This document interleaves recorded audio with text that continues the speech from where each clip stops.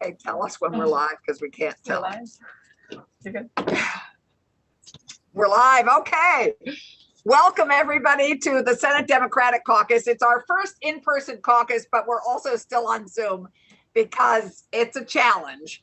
Until we're meeting in the Senate chamber, which I'm hoping we'll be able to do next week, we need to get Senate rules to approve our being able to meet there, and we need to get the IT online, but the IT is probably in pretty good shape, and it's just Senate rules is our one impediment. But then we'll be able to meet in person in the Senate chamber. That is my hope, and that was the plan. So, but some of us are in the pavilion, and some of us are in our committee rooms, and so we're just all going to have to be patient while we work through some of the highlights and updates. I'm Allison Clarkson. I'm the majority leader in the Senate, and it is my pleasure to serve on reapportionment with the chair of Senate Government Operations, Senator White, who's just going to give us an update on where we are, what the process is from here, and well, a complete update on reapportionment for all of us. All right, now? Yes, now. Okay. You are on. So we do have the House bill was given to us this morning, was sent to the committee. I have it right here. It is 57 pages long, which isn't bad. And we will meet at 5 o'clock. At 5 o'clock, we will consider the vote, the compromise map that we came up with. And I've gotten a few emails from angry people, but not very many. And I have to say that after reading the Digger article that said the Republicans were mad because we were creating Democratic districts and the Democrats were mad because we were creating Republican districts, I figured we probably got it right. And the vote was 7-0-0. And so this afternoon, what we will do is, as with any other bill, we'll look at the House bill, not very carefully because it's all the streets and everything of all the House districts. Then we will move to amend the House bill with our bill. And then we will move, hopefully, to report it favorably. And then it will have a new name.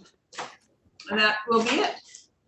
And then it will go to it won't go here at all. It'll just go directly to the floor. If we can get it out this afternoon in time for the calendar, I'm not sure. I'm going to ask Bloomer if there's any possibility of keeping the calendar open till we vote it out. And then it'll be on notice either Tuesday or Wednesday and up for third reading then either Thursday or Friday. I mean, second reading for either Thursday or Friday. And we plan to have a caucus of the whole before, the day that we do the second reading so that we can get all the questions and findings. No, I'm supposed to be at a caucus, so. What? Did somebody say something to me? Alice, you need to mute yourself. That was our friend Senator Nitka. You're fine. Keep going, Jeanette. Okay, so that's it. And as far as then we'll do second reading and then we'll do third reading. And it would be good if we could suspend the rules on the second reading to do the third reading and to pass it over to the House so that they can get it so that we can get it signed by the governor as soon as possible. Thank you. Well, we can address that this afternoon, I expect. Thank you, Senator White. That's great and very public. So this just in case people think we aren't doing this all above board here. And can I just add something? You may. I did make that apology this morning, and that was mainly not for the 30 senators, but for people who might be listening. Our rules say that our committee times get announced on the floor. That is exactly what we did. So we were not doing anything in an unannounced meeting. And it's really hard to have an agenda for something unless you say, At the agenda today, we're going to talk about and list all 251 towns. Right. And Senator Wright, well, yikes, we have some feedback there on one of our senators, I think Senator McDonald. Senator White, while you have the floor, would you be kind enough also to give us a notion of what of where the pensions bill is at the moment and what we can expect with the pensions bill? Well, Jane may know better than I believe they've voted it out, and yeah. It will then be on the floor for second reading and then third reading and then go to the House. Okay, so we're all set. Ready to go. I believe so. Great, terrific, thanks. I will give, I don't see Senator Sirotkin here, so I will give a very brief update that the Economic Development Bill, which is, as you know, become a House bill, there were a few last minute kinks. We're hoping to resolve our differences and have a bill ready to go ASAP today or tomorrow. So thank you for your indulgence on it, and we're moving as fast as we're able. I'd like to go to other chairs at the moment because we have so many bills that are on the floor that are so important. And I'd love to begin with the chairs that are present. Hard to begin with those that aren't. Senator Sears, then Senator Campion, then Senator Lyons, and right. Senator Cummings. And Starr is in Bray. here. Oh, Bray. Bray, are you there? Do I see Senator Bray? No, I see Senator. So Senator Sears, we will start with you because I don't see Senator Bray. See Senator Bray. There he is. I see you now. I see you. Senator Sears, why don't you start? Okay. We actually, all of our Senate bills are at third reading stage. So hopefully I won't be here tomorrow. So in person anyway. So if there are concerns about them, we can pass over.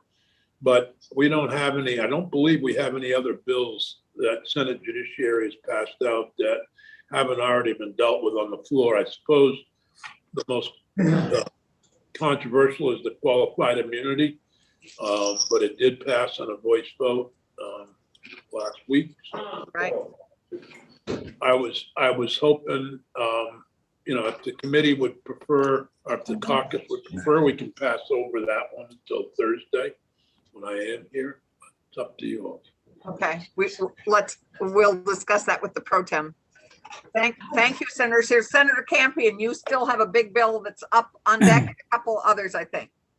Thanks very much, Senator Clarkson. All of our bills, we have third reading on S-162 tomorrow. That is the bill that Senator Perchlik reported on unions.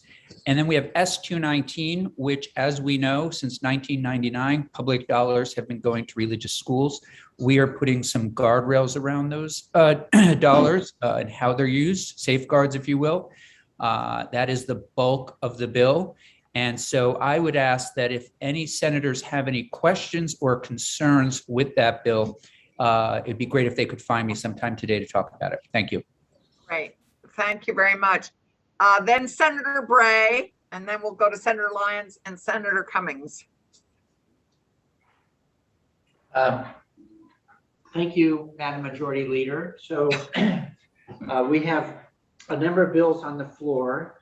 We've already done a legal trap bill that's up to third reading.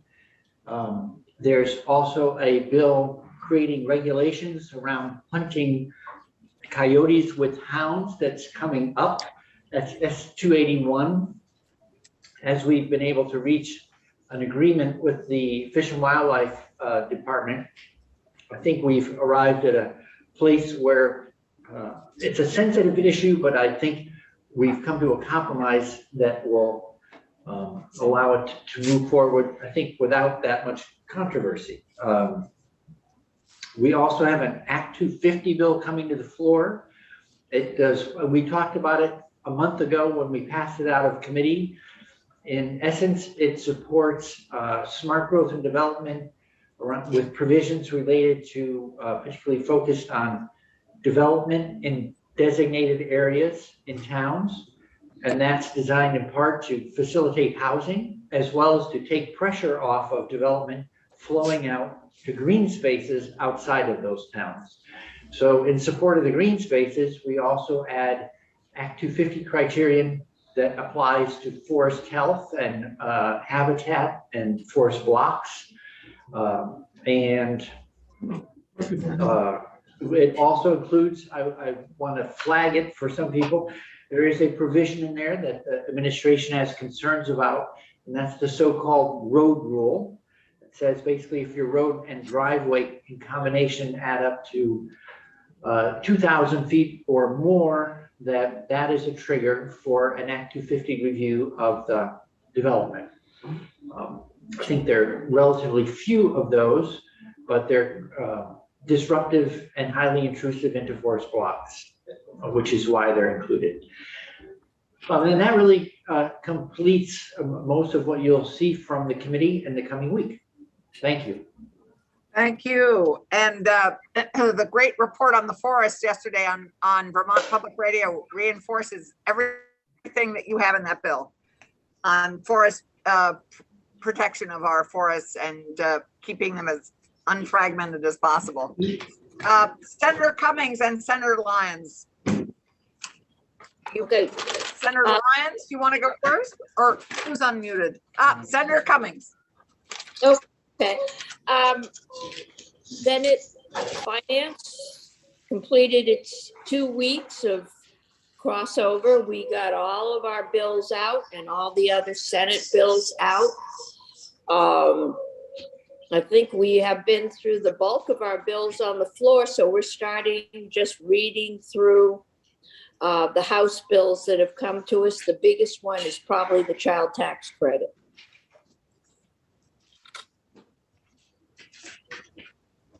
Right.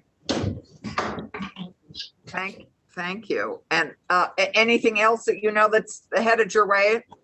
Just throw it on the floor. Not at this point. Okay. Great. Thank you.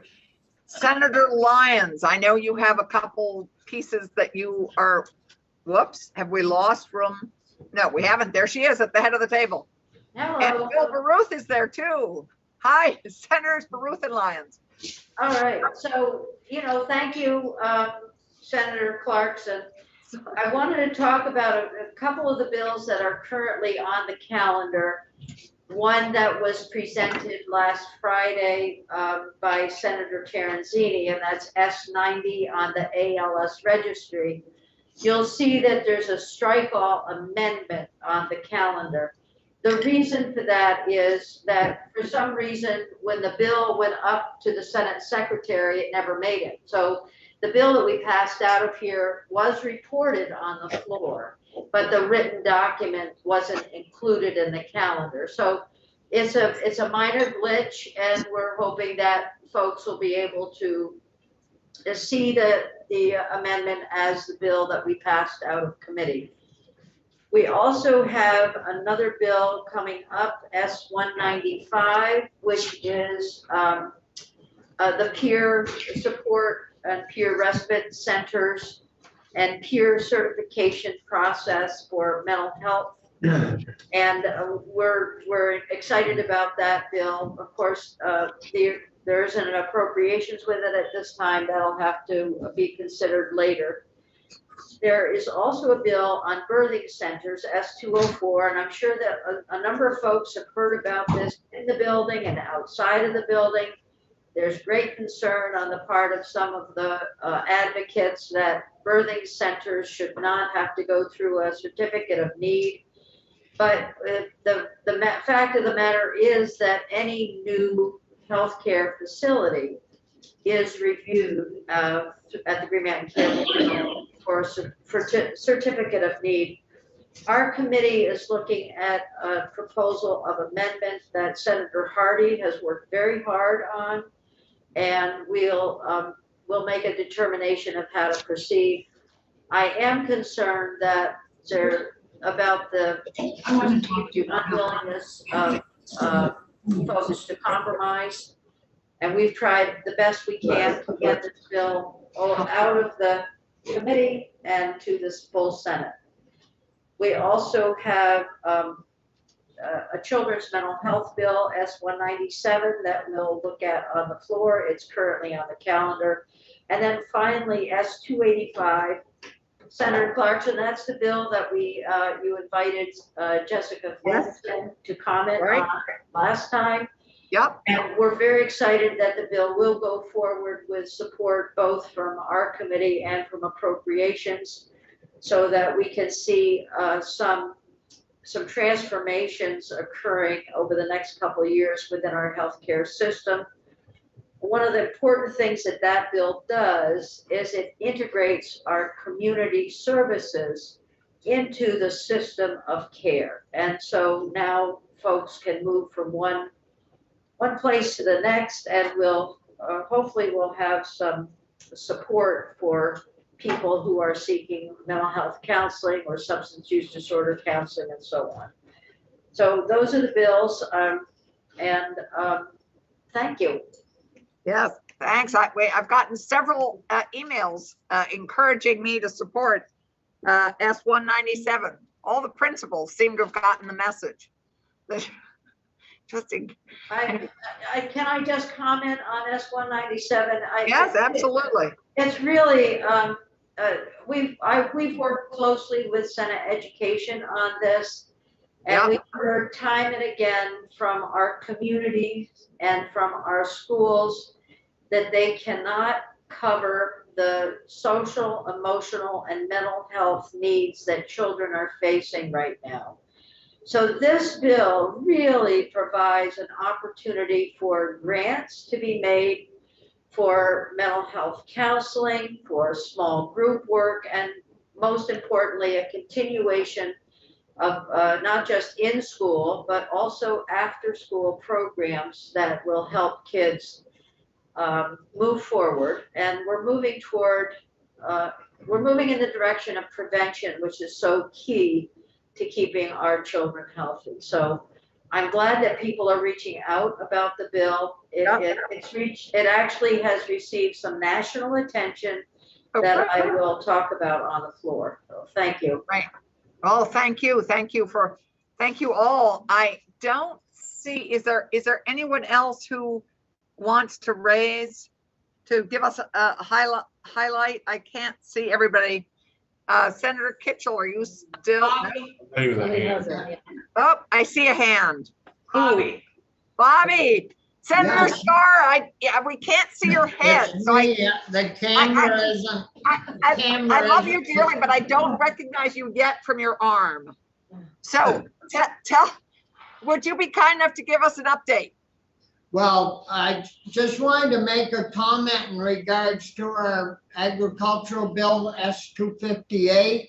Yep. And one of the senators sent the reporter a letter or a note asking if he could guarantee for sure if, say, bioplastics from a digester wasn't going to be spread on farmers' fields. And what I just wanted to say is that the rules and the regs have not been written yet, but it's certainly our intention not only to eliminate microplastics, but heavy metals of all types and things like that, because in other states, farms have been totally ruined from allowing these kind of practices, and we certainly are not gonna. That's why this bill is written up the way it is. It's very strict, and it gives the agency the authority to write those rules and regs to disallow things that are harmful to our soils from happening. So I would hope that we don't get into a big long discussion over an issue that I feel that we have under control. Thank you. Thank you. Madam Majority Leader? It's Ah, Senator Bray. Senator Bray. Yeah, so thanks, Senator Starr. I've talked with the reporter since the floor, and we're not trying to make life in any way difficult. We're supportive of what you're doing. I think you're really coming at it from the receiving side, and this committee is looking at it from the generating side. And I think we want both to be careful because we have a shared goal of once those pollutants are out, they'll never be recovered and they could have damaging effects for a long time. So thank you for the bill. And Senator Collmore is working to get me an answer on one question, but don't worry about the floor. Thank you.